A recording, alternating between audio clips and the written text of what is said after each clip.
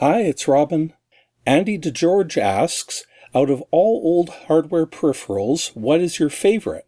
Why did it succeed or fail? How could it have been better? I think it has to be the SuperCPU Accelerator by CMD. Oh, it's a little dusty there. Now this is relatively new, but it was made in 1996, so that's 24 years old now. So I hope that qualifies as old enough. I've shown it before on my channel, but it's a jumbo-sized cartridge. It has this edge connector that goes into the back of the C64 or 128. Has a pass-through, and it contains a 20 megahertz 65816, which is the 16, well, it's really an 8-bit, 16-bit hybrid processor running at 20 megahertz, is fairly compatible with the 6502. So that's why it was chosen for this. And on top there's number switches. You can turn the entire unit on or off with this switch. If you turn it on or off, you need to reset the computer to actually enable it though. Jiffy DOS can be turned on or off. That's the speedy disk protocol that CMD made. It's included in the unit. And you can run it either in turbo, which is 20 megahertz, or normal 1 megahertz. It's being scratched up a bit. The fast mode is with every switch to the left. There is a turbo light that comes on when it's running in 20 megahertz mode, and then it has a reset switch. So to answer these questions, we're going to play around with this a bit today. Just plug it in back here.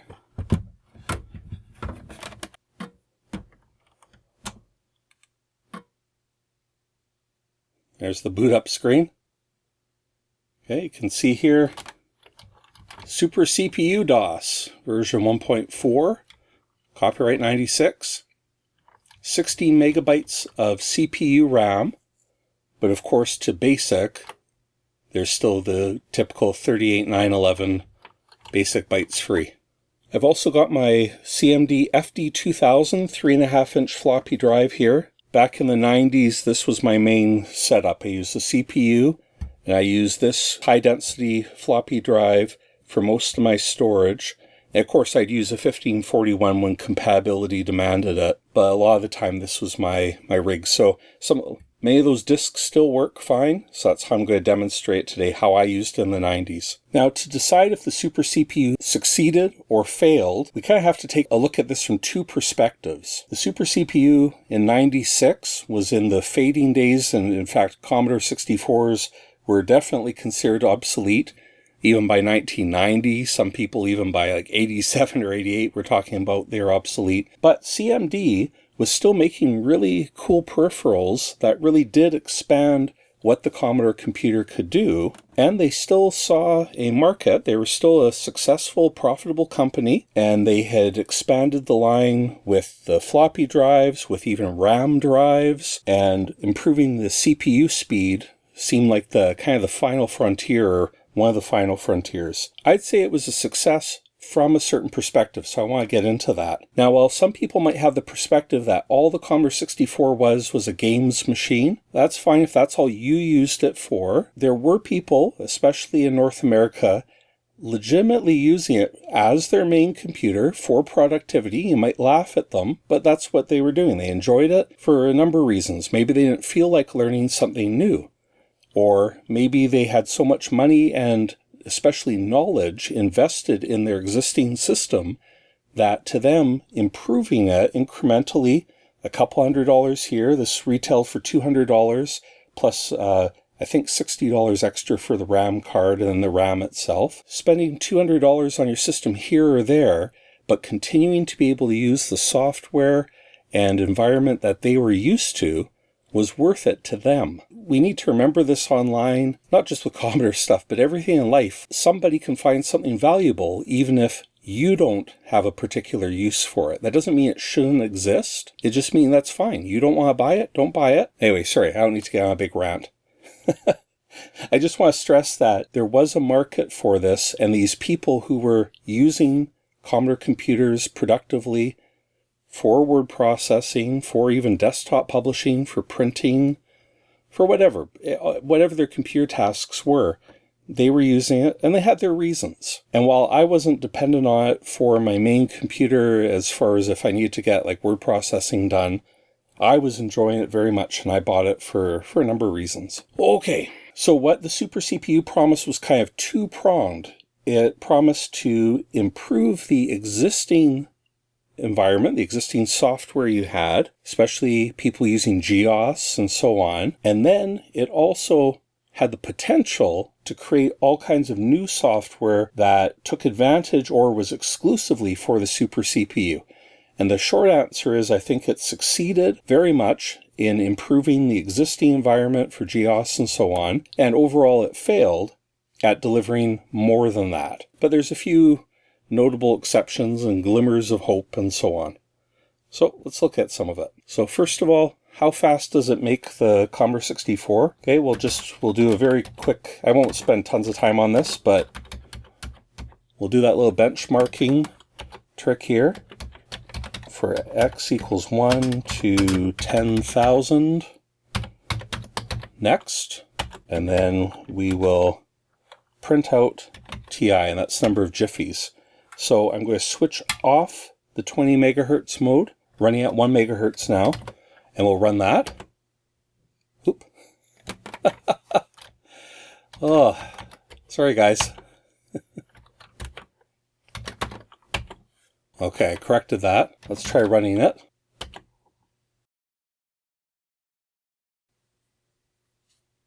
Okay, 659 jiffies. That was about 10-11 seconds. At 20 megahertz, 85 jiffies. Was that about 8 times faster? Now you might say, that's only 8 times faster. Shouldn't it be 20 times faster? Well, that's because even though the CPU is running at 20 megahertz, it still has to interface with the 1 megahertz Commodore 64 here for all the input and output. However, the SuperCPU has interesting optimization modes. It's mirroring memory. It has its own 128K, I believe, of RAM that it mirrors through to the Commodore 64 so the video chip, for example, can see it. And you can control what does or doesn't get mirrored through. Here in the SuperCPU User's Guide, they have a list of optimizations here. This is for optimizing it to use basic optimization mode. So I'll type that in. All right, and now we'll rerun it. And now you see 31 jiffies. 659 is the original. That took 31. Okay, so that was actually 21 times faster. What you can do is if you know what kind of program you're running, you can optimize the communication from the SuperCPU into the host Commodore 64 and get a lot of extra speed out of it. That's just one example. I won't get into all the details of it. But basically these are extra registers that control the SuperCPU. And they're always sandwiched between these sort of pokes. There's always 3 pokes because by default these extra registers are actually hidden from memory so that they won't cause compatibility problems in most cases. So you have to kind of enable them, do your changes, and then disable them again. Okay, we'll reset the computer here. And I have test drive here. I still have my micro IEC. FD2000 has this neat swap button. And I don't know if you'll be able to see the lights, but here I'm toggling. I have it configured currently so the SD drive is device 8 and the FD2000 is device 9. By pressing a swap button, you can switch those around very quickly. So now this is 8 and this is 9. That's required for a lot of programs to load. So we'll load up test drive here. I don't know why it's buggy like that. I guess it might be a PAL thing. This is a special version optimized or extra SuperCPU compatible by a cracker. I'll give him some credit. And there's the intro.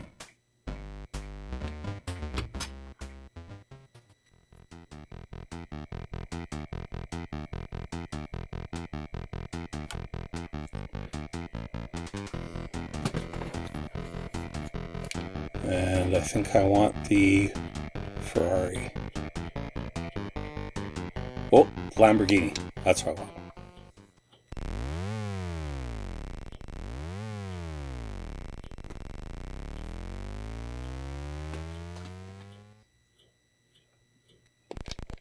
That's actually programmed correctly for a much faster CPU and almost without flaw. Ran fine. There were a few tweaks needed by the programmer here. I actually did them myself back then as well. I don't know what happened to that hack I did on it to make it run better, but so here's just one more I'll just whoop. I can't talk and play video games at the same time. I never do streaming. Okay, so here we go again. 1 megahertz. You see the slow frame rate? Oh. Okay, we'll try it again on the straightaway. Play again with the same car one last time. 1 megahertz.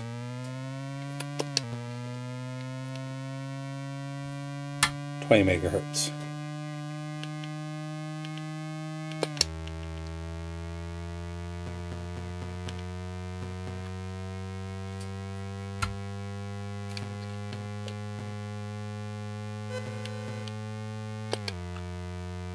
And 20. Woo. You see how the update is smoother, but not necessarily, but it's not more difficult. It actually makes the game a bit easier.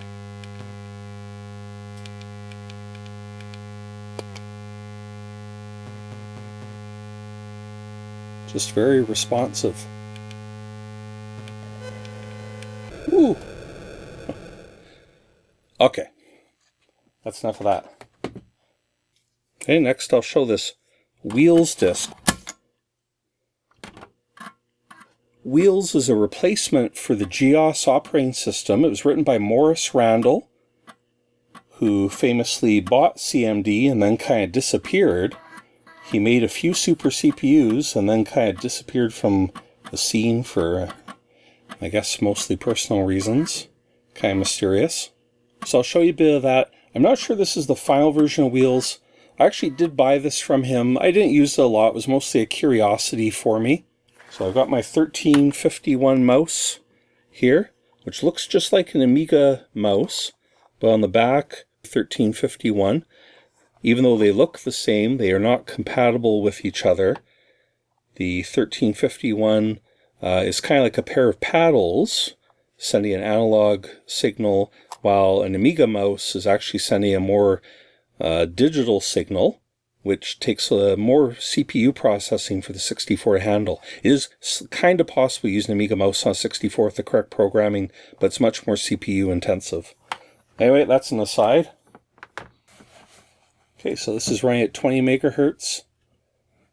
And we'll go in here.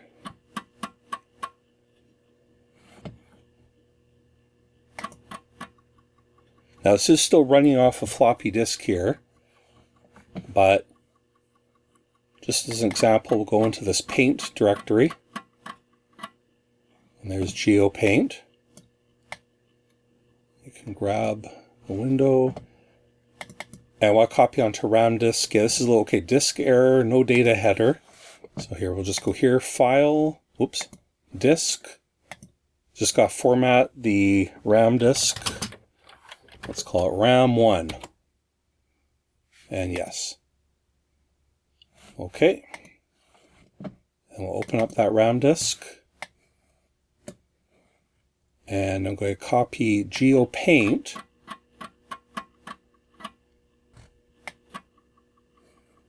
onto my RAM disk so it operates faster. I get a better idea of how fast the Super CPU is. This is copying the app from floppy onto the RAM disk, temporarily of course, as RAM. You just have to click it to refresh, and we'll launch GeoPaint. You see how fast that is? If you ever loaded GeoPaint from GEOS back in the day. And here we'll create a new document on the RAM disk. We'll just call this what? Pick 1. Okay. Let's make a hollow circle here. Is that the circle outline. Okay, this is all with the Super CPU on. I'll just switch it down to 1 megahertz. And that's the difference in responsiveness. Switch up to 20. Okay, and here's a fill option. Let's try and fill it with blue. And let's fill it at 1 megahertz.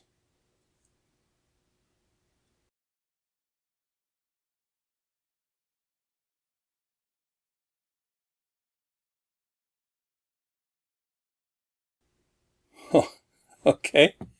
And let's undo that. And back to 20 megahertz and try that again. There you go. So we could go on and on with GEOS, but I think it's pretty obvious what a huge boost in usability the Super CPU has. And again, for somebody who was already invested in GEOS, between the hardware, and they may have paid quite a bit of money for software for different applications for GEOS, they might have been just familiar with how to use GeoWrite or GeoPaint, and then to be able to, for $200, or, well, in this case I'm using the RAM too, so $250, $300, they could preserve that investment and make it a lot more usable for them. So yeah, to me, this is a big success, and I believe it was financially successful for them. CMD hung in till around the year 2000 before they finally sold. Okay, so those are some examples of improving existing software, and that's where the Super CPU, I think, totally succeeded. Where it failed was ushering in a new era of Super CPU software. As far as I know, only one Super CPU game was ever released, and it's this, Metal Dust, in Germany.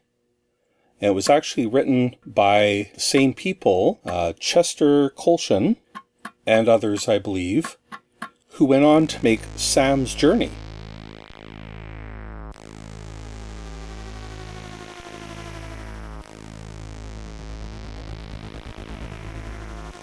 There you go.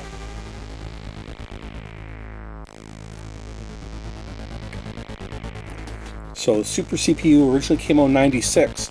This game wasn't released until 2005.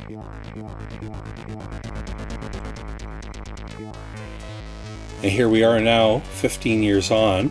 So this is a game that, while it looks like a C64 game, it has huge objects, it has digital sound. It's doing several things that you really couldn't do on a stock Commodore 64, not in particular. Some people, you might say, oh, well, it doesn't really matter, it doesn't serve the game, but I think it is a good achievement. Okay, we'll play a little bit of it.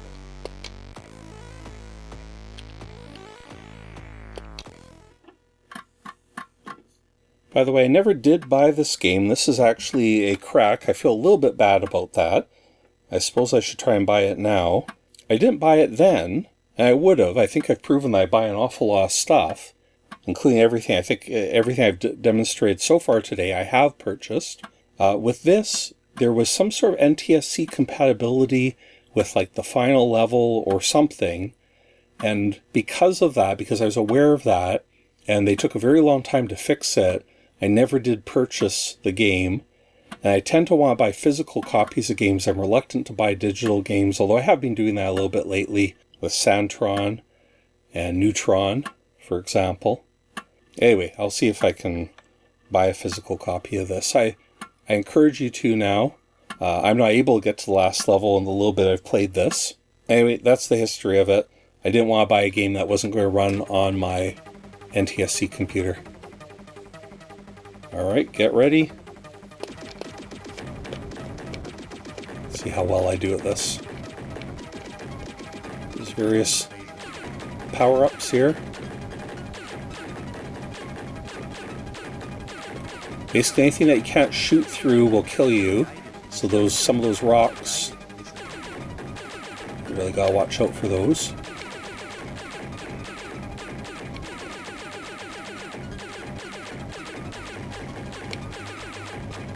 It is a difficult game. It's sometimes difficult to track down, but there's just so many objects going on here. Oh yeah, dead end. I figured this out through trial and error. You have to hide down here. There's a huge object will go by.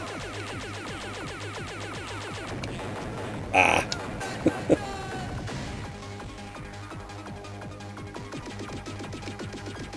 Yeah.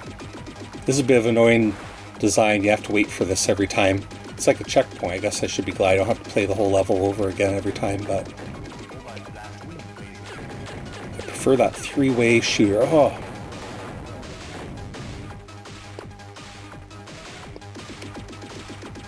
Anyway, it is a difficult game. Or I find it difficult. Ah.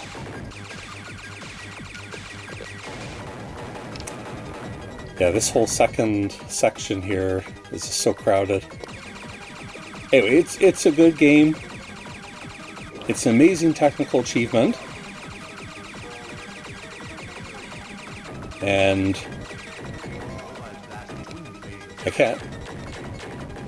I need to spend more time with this game to decide if I really like it or if it was just really unfair. Oh, there. A little bit further. Okay. So that's Metal Dust. I was actually developing my own SuperCPU game in the late 90s. I demonstrated it at the Chicago meetup that I go to every fall. So people have seen it. And to quickly describe it, it used iFly graphics, that's interlaced FLI graphics with a mouse pointer overlaid and digital audio in the background. And that was compressed and potentially mixed in with other sounds. So I think I had a similar sound system to what these guys were doing. I don't know, theirs is probably more advanced.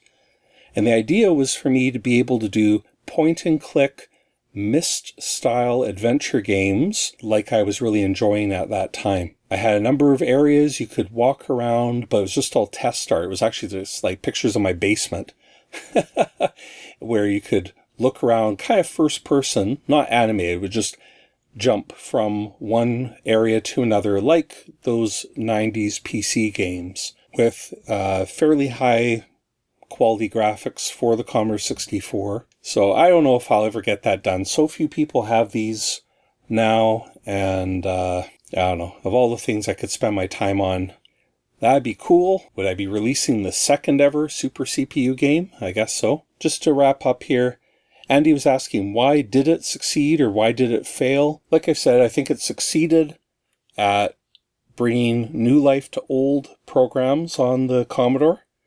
I demonstrate a bit of that here. Where it failed was brand new software. I was very interested in making SuperCPU specific games for a while there. CMD promised a development kit for it, which I wrote to them, I think even snail mail, asking, yes, please send me the development kit. I would like to buy it, whatever. And it never did happen. We're looking for a proper assembler that we could write programs for the 816. That didn't surface. Jim Brain was actually working on that for quite a while, and I think that's when he decided he wanted to be a hardware developer instead of a software developer. So that got hung up, and I guess they didn't have anybody else to develop it for them. So that early window from, say, 96 to about 2000, if they had shipped developer tools, then I think they would have gotten more SuperCPU specific software. Would it be enough for this to succeed in lots of software? I don't know. Probably not. But I think we would have seen more SuperCPU software had they provided a development kit. Remember, in the late 90s, emulators and cross-development wasn't nearly what it is today. There wasn't an emulator for the SuperCPU then, and even 65816 assemblers transferring from a PC to this wasn't necessarily trivial. There were solutions, but anyway, to be able to just program on here, which is what I was doing for my Myst-like game, if we had had better tools earlier, that would have been great. My friend Steve Judd did eventually make a language for the CPU called slang, which maybe I'll demonstrate someday, but it never caught on. And he also did provide a 24-bit monitor. He expanded Supermon. I think he called it Jamaica Mon. Kind of goofy. What happened a bit on the later side, and maybe the momentum, the enthusiasm was rapidly dying off. Maybe people were just lazy, and Steve did a noble thing there. And finally, how could it have been better? In a way, I can't imagine it being better. It was an amazing engineering feat that they pulled off. Maybe another episode I'll try to convince you about how great the SuperCPU was, but it's amazingly compatible. They thought about so many problems. Previous attempts at 4 and 8 megahertz to make a faster CPU weren't nearly as compatible as this one. This really amazing. They did a fantastic job of it. And I think just two of them, one guy in hardware and one guy in software, I think Doug Cotton and, was it Mark Andrew? I should have looked that up, but yeah, I don't know if we're going to, I don't think even in the manual the poor guys weren't credited. There's a CMD.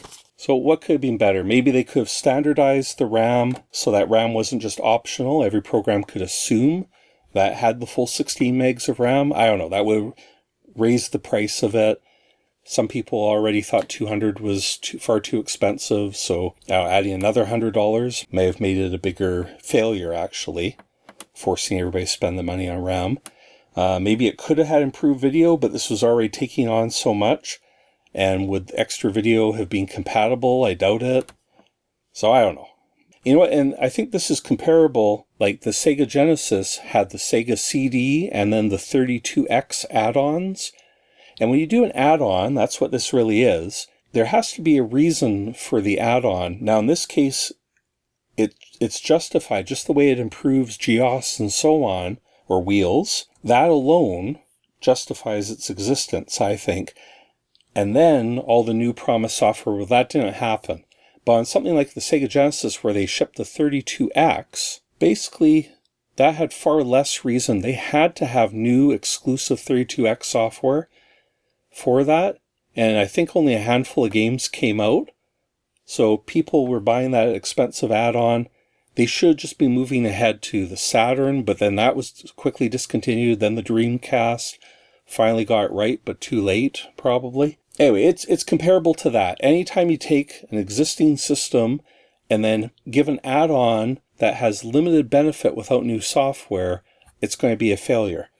I don't think this is in that camp completely because in its own right, it has benefits. All right, as always, thanks to my patrons. Thanks to Andy for the question, being a top-tier patron.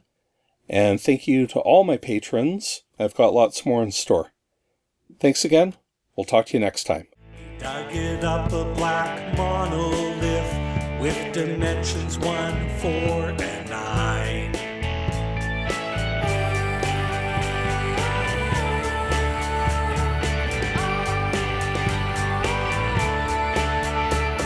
We're living